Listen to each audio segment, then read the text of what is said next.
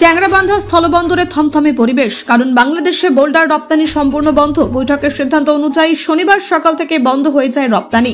মূলত ভুটান থেকে $16 টন প্রতি বোল্ডার আমদানি করলেও ভারত থেকে $10 কিনছেন ওপারের ব্যবসায়ীরা। তারা দাবি করছেন এই দাম আরও কমাতে হবে, নইলে আমদানি বন্ধ থাকবে। এর জেরে সীমান্তে ব্যস্ততম এই বাণিজ্য কেন্দ্র অনেকটাই শুনশান। যদিও অন্যান্য পণ্যের রপ্তানি চালু আছে, তবে ব্যবসায়ী, ট্রাক মালিক, চালক সকলেই চান দ্রুত সমাধান হোক। চ্যাংড়াবান্ধা এক্সপোর্টার্স অ্যাসোসিয়েশনের সম্পাদক উত্তম সরকার এবং সভাপতি মনোজ কানু জানিয়েছেন, বিষয়টি খতিয়ে দেখা হচ্ছে। ট্রাক মালিক সমিতির সম্পাদক আব্দুল সামাদও দ্রুত সমাধানের আশা করছেন। বাংলাদেশের ব্যবসায়ীরা স্পষ্ট জানিয়ে দিয়েছেন, দর না কমালে বোল্ডার আমদানি চালু হবে না। অর্থনৈতিক মন্দার কারণে এই দামে আমদানি করা অসম্ভব বলে তাদের মত। ফলে বাণিজ্যের ভবিষ্যৎ এখন অনিশ্চিত। Bureau report, Bangla digital TV.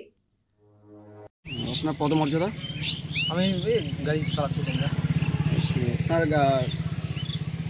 আজকে যে বর্ডার বন্ধ আছে, মানে পাথরের গাড়ি যাচ্ছে না, এই প্রসঙ্গে আপনি কি বলতে চান? আমি তো কিছু মন্তব্য করতে চাই না, কারণ আমার হাতে লাইভ স্টোন লোড আছে, তো আমি লাইভ স্টোন নিয়ে যাচ্ছি বাংলাদেশে। তুমি নিয়ে চলে বাংলাদেশ ঢুকবে এখন। এই মাল কোথা থেকে লোড করা হচ্ছে? ওই জায়গা থেকে। এখন যাবেন কোথায়? বাংলাদেশে। বাংলাদেশ। আপনারা কি চান না যে বিগত দিনে যেভাবে এই বর্ডার দিয়ে রিভার স্টোন বোল্ডার যেভাবে এক্সপোর্ট হয়েছে সেভাবে আবার এক্সপোর্ট হোক? হ্যাঁ, অবশ্যই, কারণ নাহলে তো সবারই অসুবিধা না। এখন বাংলাদেশ বোল্ডার নিচ্ছে না, এতে আপনাদের চালক থেকে বা গাড়ি মালিকের কি কি সমস্যা হতে পারে বা কি সমস্যা? আমাদের তো কোনো সমস্যা হতে পারে না, কিন্তু সমস্যা হয়তো ওদেরই হতে পারে।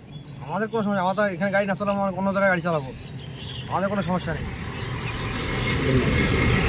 ভাই দেখেন, এইটা চ্যাংড়াবান্ধাটা হচ্ছে ইন্টারন্যাশনাল বর্ডার।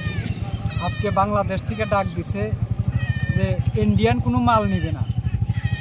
তো দেখা যাইতেছে যে এইখানে এই বর্ডারে কমসে কম খালি শুধু গাড়ির মালিক না, এক্সপোর্টার না, সমস্ত পাবলিকের যেটা হয়তো ইনকামের রাস্তা ছিল সেই রাস্তাটা বন্ধ হয়ে গেছে। এবং কি খালি ইন্ডিয়ান না, বাংলাদেশের মধ্যে যেটা তাদের রুজি রোজগারের রাস্তা ছিল এই বর্ডারের উপর দিয়া, সেটাও তাদের বন্ধ হয়ে যায়। খালি যে আজকে ইন্ডিয়ায় প্রভাব পড়বে তা না, বাংলাদেশের মধ্যেও এই জিনিসটার প্রভাব পড়ে যাবে, অভাব হয়ে যাবে। তাই আমি চাই সরকারের কাছে আবেদন যে এই বন্ধটা যাতে অতি সত্বর তাড়াতাড়ি যাতে উঠাইয়া নিতে পারে। এটা দুই পক্ষ আলোচনার মাধ্যমে যেন এই বন্ধটা উঠাইয়া নেয়, তাতে খুব যেমন সবার জন্য খুব ভালো হবে। এটুক বলে আমি কথা শেষ করছি। ধন্যবাদ। আপনার নাম এবং পরিচয়? আমার নাম আব্দুল মালেক, বাড়ি হলো Assam, district Goalpara, village Ambari, PS ভগবান। ধন্যবাদ। কিছুদিন আগে শোনা গেছিল নাকি বাংলাদেশ থেকে বলেছিল যে 1 ফেব্রুয়ারি থেকেই ভুটান থেকে রিভার স্টোন বোল্ডার এবং ইন্ডিয়া থেকে রিভার স্টোন বোল্ডার তারা নেবে না। সেই পরিমাণে আজকে দেখা যাচ্ছে যে রিভার স্টোন বোল্ডার এবং ভুটান বোল্ডার ইতিমধ্যেই বন্ধ করে দিয়েছে বাংলাদেশ থেকে। কিন্তু কিছুক্ষণ পরে যেটা দেখা গেল যে এই দিক দিয়ে লাইমস্টোন, পাউডার এবং আদার্স আইটেম যাচ্ছে। এ প্রসঙ্গে আপনি কি বলতে চান? প্রথমে আমি সংবাদ মাধ্যমকে আমি নমস্কার জানাই, কারণ কিছুদিন আগে এটা কথা ঠিকই বলছেন।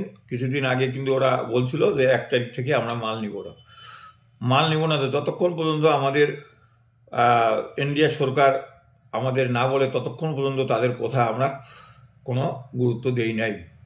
কারণ আজকে পরিষ্কারভাবে বলে গেল 1 তারিখে ওরা মাল নিবে না প্রথম টাইমে। কিছুক্ষণ পরে ওনারা জানায় যে লিভার স্টোন যেটা চিপ মাল সেইটা মালটা নিব, ডলোমাইট ওইটা নিব, আর বাকিগুলো নিব না। তা আমাদের কথা হচ্ছে ওই 2 টন আদার্স আইটেম 2 গাড়ি 3 গাড়ি বা 5 গাড়ি নিব আর বাকিগুলো নিব না।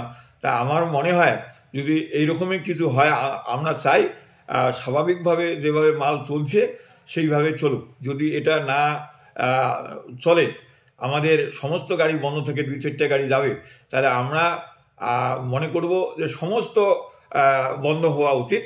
কারণ কারো অগ্রণমাস, কারো সর্বনাশ, এটা কখনো এটা হয় না। কিন্তু আমরা আপাতত বলছি না, আমাদের সংগঠনিক আমরা মিটিং করব, আমরা মিটিং করে পরবর্তীতে সিদ্ধান্ত নেব। আপনার নাম এবং পদমর্যাদা? আমার নাম মোহাম্মদ আব্দুল সামাদ, ট্রাক ওনার অ্যাসোসিয়েশনের জেনারেল সেক্রেটারি। ধন্যবাদ।